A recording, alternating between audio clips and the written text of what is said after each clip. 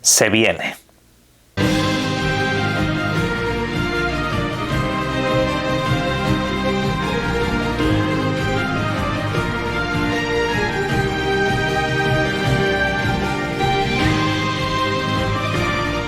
Buenas, y ojo porque esta semana puede estar guapa, ya que supuestamente esperamos el anuncio de Starfield, más alguna novedad. También parece que puede haber algo de Ubisoft por ahí, al menos según han dejado caer algunas cuentas oficiales en las redes. Y también, por supuesto, tenemos el lanzamiento de Crimson Desert, videojuego estrella del mes, que veremos si al final acaba cumpliendo las expectativas o no. De hecho, en el vídeo de hoy vamos a ir con una última hora acerca del asunto porque se está calentando un poco el ambiente, la verdad sea dicha. Pero bueno, aparte de eso, quiero comenzar el vídeo diciendo que ya tenéis un código activo para Eneba. Está en el enlace de la descripción. Con el código SPRING, tal como suena, podéis obtener un 8% de descuento. Sobre todo viene muy bien para ahorraros los gastos de gestión, ya que los videojuegos de base suelen estar mucho más baratos que las tiendas oficiales. Yo, por ejemplo, he mirado el Crimson Desert para la Xbox, que es una versión que también te vale para PC, y se me queda pues en unos 53 pavos aproximadamente. No está mal teniendo en cuenta que el videojuego vale 70. Así como también lo podéis aplicar al Final Fantasy VII para Xbox, que también os vale para PC, está ahí disponible por un precio reducido. También tenéis el Forza Horizon, que bueno, ya de por sí tiene un precio que es de risa comparado con el precio oficial, así que echad un ojo. Como siempre hacemos cada lunes, vamos a echar un repaso rápido a los videojuegos que se llegan esta semana. Son unos pocos. Por ejemplo, este que estáis viendo en pantalla, Seven Deadly Sins Origin, un videojuego que en este caso estará disponible para PlayStation 5 y para PC durante el día de hoy. Sí, hoy mismo ya lo podéis comprar y disfrutar. Un videojuego que, por cierto, ante la duda, se supone que viene completamente traducido al español de España, en este caso, ¿de acuerdo? En cuanto a subtítulos, vendrá en nuestro idioma. Y el caso es que se trata de un RPG de acción japonés, que en este caso, pues bueno, cumple un poco todos los cánones habituales, tienes un mundo abierto de fantasía por delante con mucho que explorar. Por otra parte, también tenemos Death Stranding 2, hablando de exclusivos de PlayStation, este va a dejar de serlo de manera explícita y será de los pocos videojuegos que en adelante de un solo jugador de PlayStation veamos en el mundo del PC, y aquí es porque está la implicación de Kojima. Pero dejando a un lado todo eso, el videojuego pues el próximo día 19 de marzo lo vais a tener a vuestra disposición y así probar un poco las capacidades de vuestros ordenadores, ya que es un videojuego que en cuanto a lo que es el apartado técnico visual es un auténtico referente de esta generación, os guste más o os guste menos. Es un videojuego del cual, por cierto, tenéis mis impresiones subidas al canal, y aunque no sea muy de mi agrado, debo decir que visualmente es una pasada.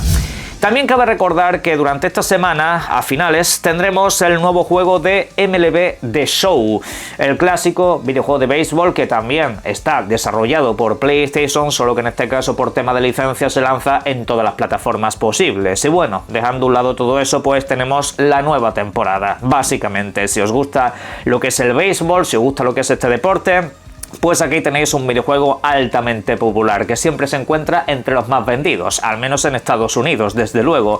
Cabe decir que estos videojuegos generalmente no suelen venir con traducciones, aunque bueno, tampoco es algo que le haya hecho nunca especialmente falta. Aunque el juego de la semana sin lugar a dudas es Crimson Desert. Saldrá el próximo día 19. Estará disponible para Xbox, para PlayStation 5 y para PC. Un título que cabe aquí remarcar va a tener un bloqueo de hora un poco extraño en algunos países, como por ejemplo el mío. En este caso, si estáis en España, si vivís en algún país europeo cercano, pues hasta las 10 o 11 de la noche no se va a poder jugar. Eso dependerá de la región, ¿vale? Por ejemplo, en Canarias a las 10 ya se podrá jugar, aquí en lo que es la península a las 11. En territorio americano ya no hay ese problema. Sale un poco más tarde, pero se podrá jugar en torno a las 3 o 4 de la tarde, por ejemplo, en horario de Ciudad de México, ¿vale? O sea, es una hora más común, por así decirlo. El día antes vamos a ver los análisis. Salen también a última hora del día 18. Vamos a ver, en este caso, qué tal ha salido la cosa, porque hay mucho que debatir al respecto, y en este canal vamos a verlo, ¿ok? Le echaremos un vistazo a ver qué es lo que nos tienen que comentar. Sin embargo, no habrá análisis en videoconsolas PlayStation 5 base, ni tampoco en las consolas Xbox Series, lo cual ha traído mucha preocupación a la comunidad, porque sí, lo de la PlayStation 5 Pro está muy bien, pero es una consola que representa un parque muy pequeñito, es una plataforma que por lo visto no representa ni el 10% de las consolas PlayStation 5 que hay vendidas en el mercado. O sea, tienes fácilmente a 85 millones de usuarios esperando a ver si dicen algo del videojuego y su rendimiento.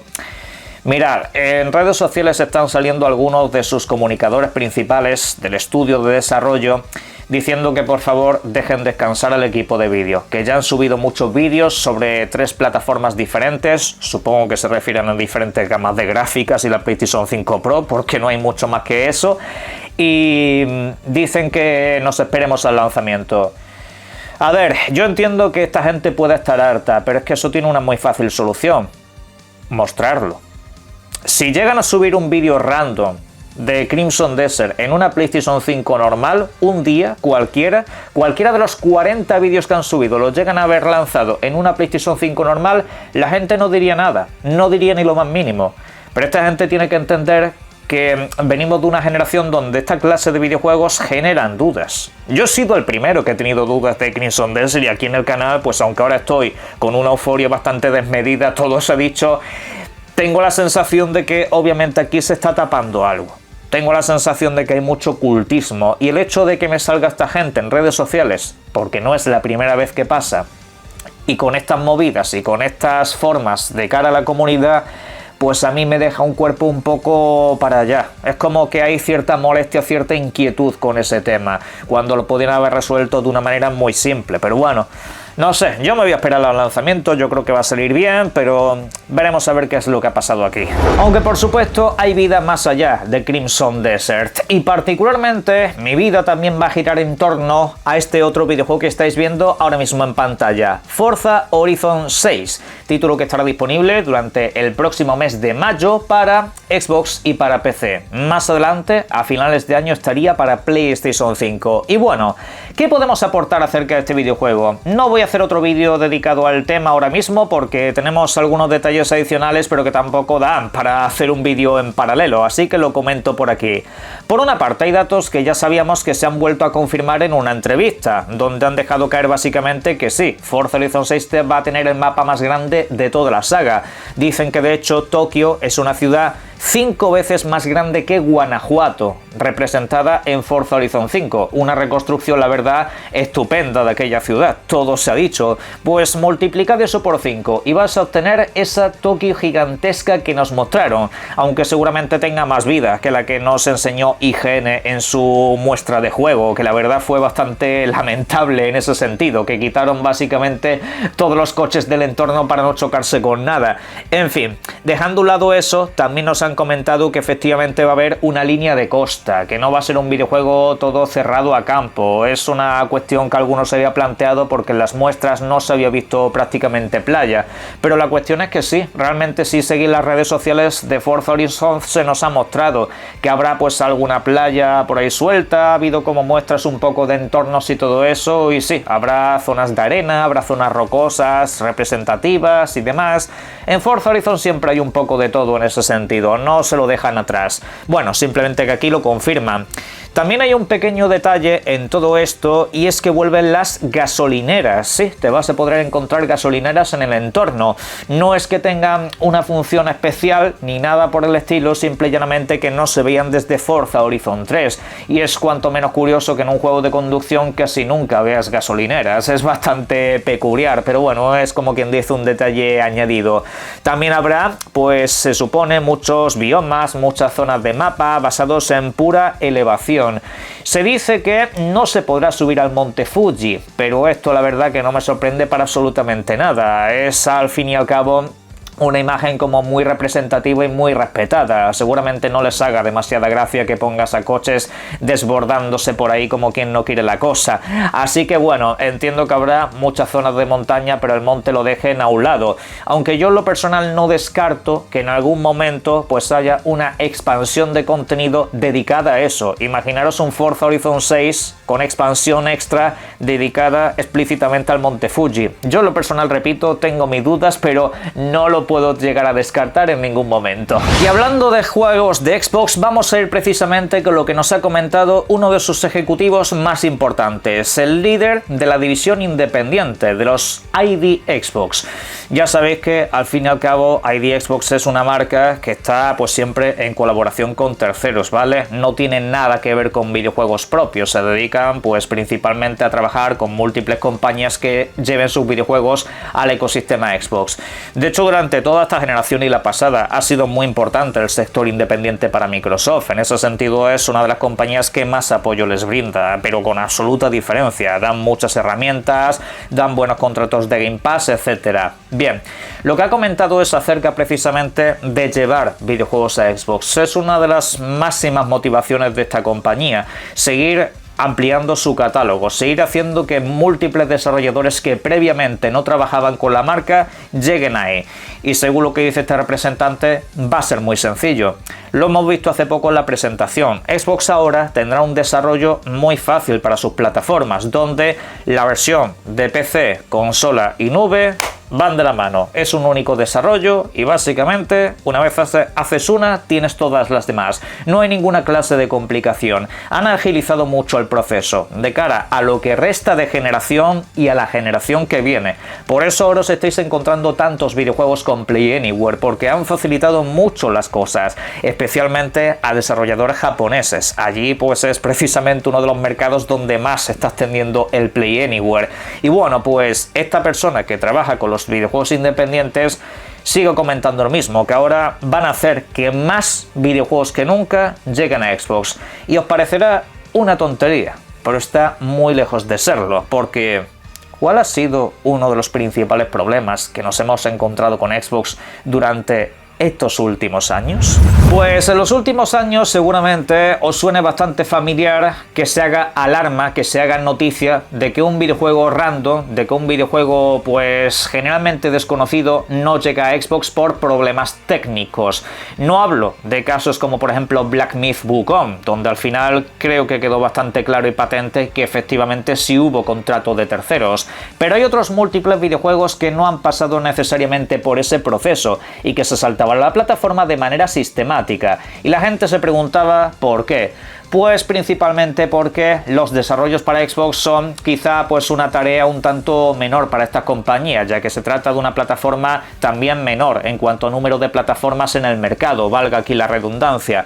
Entonces, lo que dice esta persona es que ahora con esa agilización de procesos no va a haber prácticamente excusas. Si está en PC, puede estar en Xbox. Y así hemos visto videojuegos importantísimos que en los últimos años han llegado de manera directa. De hecho, mirad, hace poco hemos tenido el caso del Exvoto, un videojuego que se anunció para Xbox pero que finalmente no ha acabado llegando. ¿Por qué? Pues por problemas técnicos y han preferido optimizar la versión de PC y PlayStation 5. ¿Sabéis qué es lo que ha pasado? Que el videojuego ha salido como el orto, o sea, el videojuego está roto, pero completamente destruido. Y claro, dices, a ver, aquí no es que Sony te haya pagado, aquí simple y llanamente es que tu videojuego estaba hecho un asco y no podías lanzarlo en múltiples plataformas porque no te daba la vida. Pues, aunque no sea el mejor de los ejemplos, sí que es cierto que es un ejemplo más de videojuegos que si lo lanzas para PC, lo lanzas para Xbox automáticamente, no tienes que hacer ninguna clase de movida extra. Te ahorras un poco este tipo de casos, que al final, vamos a ser claros y honestos, realmente son casos que en un 90% de las ocasiones solamente sirven para decir, oye mira, es que los videojuegos se están saltando a Xbox, ya nadie quiere esa plataforma. Y en realidad la mayoría de casos son juegos que si no hubiera noticia con eso ni te acordarías de que existen. Es literalmente así. Es como otros videojuegos un poco de ese corte que al final acaban resultando siendo bastante mediocres. Pero es por eso, porque si no tienen tiempo de optimización acaban priorizando plataformas. Pues ahora con este salto tecnológico que está pegando Xbox ya no sería tan necesario que hubiera versiones específicas de Xbox. El desarrollador ya no tendría por qué saltarse la plataforma para optimizar y priorizar en otras. Y esto también quiero remarcar que no se trata tanto de juegos como el Kena o como por ejemplo el Phantom Blade Zero, que esos tienen una exclusividad firmada con PlayStation. Es algo completamente distinto. Esos juegos en la próxima Xbox en principio se podrían jugar a través de Steam, pero claro, lo estás lanzando en Steam, no en Xbox, no en la tienda de Microsoft. Es un caso completamente distinto. Otra cosa es que se puede hacer un poco la trampa para poder disfrutarlos, pero bueno, Veremos a ver si no hay alguna clase de bloqueo, pero sobre eso ya haremos vídeos más adelante. Por cierto, volvemos a hablar de videojuegos populares y particularmente vamos con Resident Evil Requiem. ¿Qué pasa con este título? Pues que de última hora el videojuego ya ha alcanzado las 6 millones de copias vendidas. Es una auténtica y maldita salvajada sin sentido. Para que os hagáis una idea, aunque la saga Resident Evil es popular, videojuegos como Resident Evil 4 Remake alcanzaron las 5 millones de copias en 3 meses. Esto es, como digo, de absoluto loco. Y estamos hablando de Resident Evil 4, posiblemente el título más popular de la franquicia. A nivel representativo quizá el 2 sea también un poco el más destacado. Pero 6 millones de copias y no lleva ni un mes en el mercado todavía.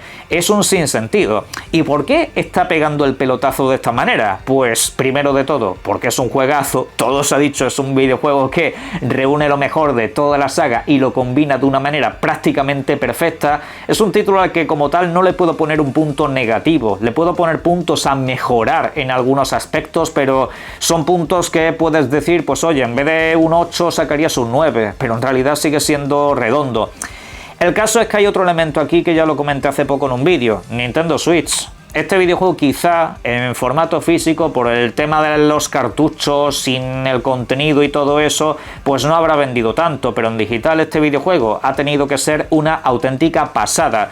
Y por cierto, también ayuda mucho que este videojuego no solamente tenga una buena traducción, sino un buen doblaje, porque sí, el videojuego viene doblado al español de España y al español de Latinoamérica.